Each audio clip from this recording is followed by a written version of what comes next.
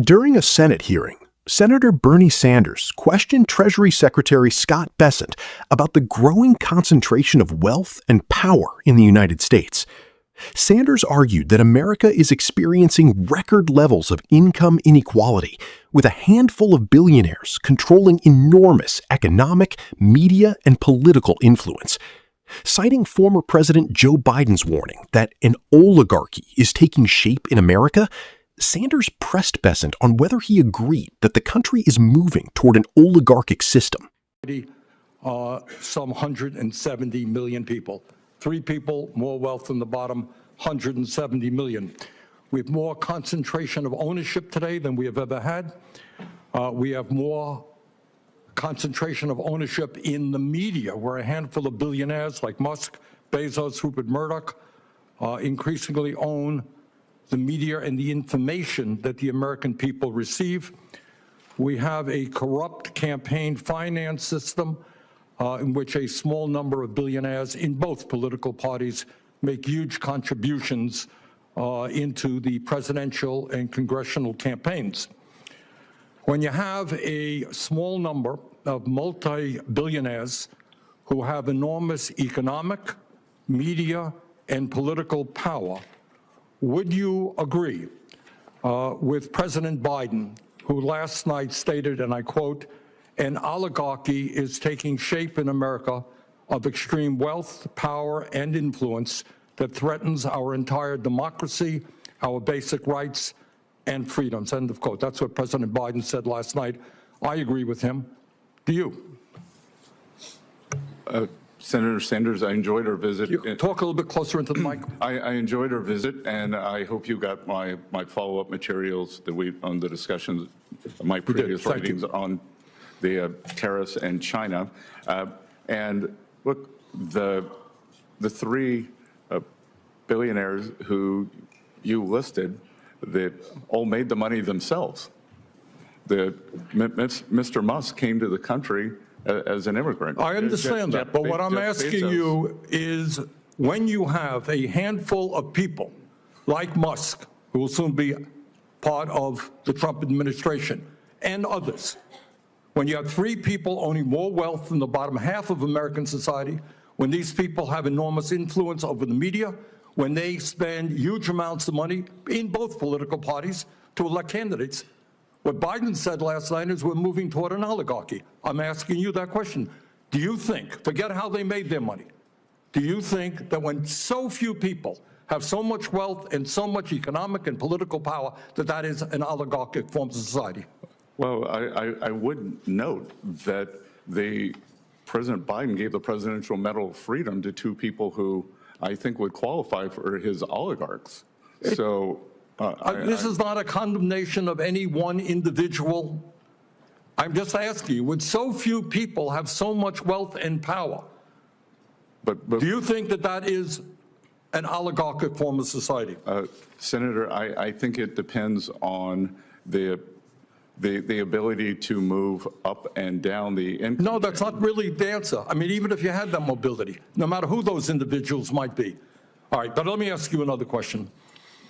Right now in America, we have over 22 million workers who are making less than $15 an hour, and nearly 40 million people in our country earning less than $17 an hour. Shamefully, the federal minimum wage, despite the efforts of myself and other people here, have not been raised since 2009 and remains an unbelievable $7.25 an hour. Will you work with those of us who want to raise the federal minimum wage to a living wage to take millions of Americans out of poverty? Senator, I believe that the minimum wage is more of a statewide and regional issue. So you don't think we should change the federal minimum wage of $7.25 an hour? No, sir. Okay. Mr. Bessent, millions of working class Americans who are struggling to keep their heads above water are paying outrageously high interest rates on their credit cards. Over half the American people who take out new credit cards are being charged interest rates of over 24%. During his campaign, President-elect Trump promised that he was going to cap credit card interest rates at 10%. I happen to think that that is a very good idea, and I will soon be introducing legislation to do just that. Will you, as if you are confirmed, be supportive of what President-elect Trump said and what I want to see happen, and that is to cap credit card interest rates at 10%? Senator, I think we can both agree that many credit card companies have been bad actors throughout history, and I will get back to you once. Now, very simple question. Trump said he wants to cap credit card interest rates at 10%. I agree with him. Will you be supportive of what Trump and I would like to do? When President Trump takes office, and if I am confirmed, I will follow what President Trump wants to do. Okay. Thank you very much, Mr. Chairman. Thank you very much. Next is Senator Smith.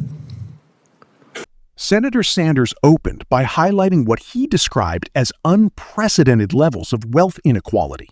He noted that Elon Musk, Jeff Bezos, and Mark Zuckerberg together possess nearly $1 trillion in wealth, more than the combined wealth of roughly 170 million Americans in the bottom half of the population.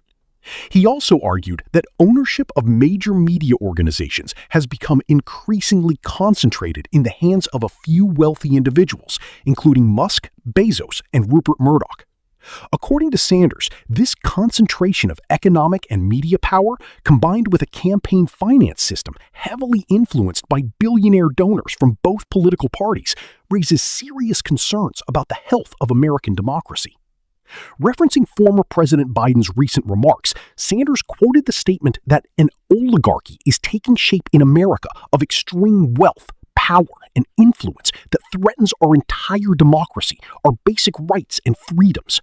Sanders said he agreed with that assessment and repeatedly asked Bessent whether he believed that such a concentration of wealth and influence amounted to an oligarchic society.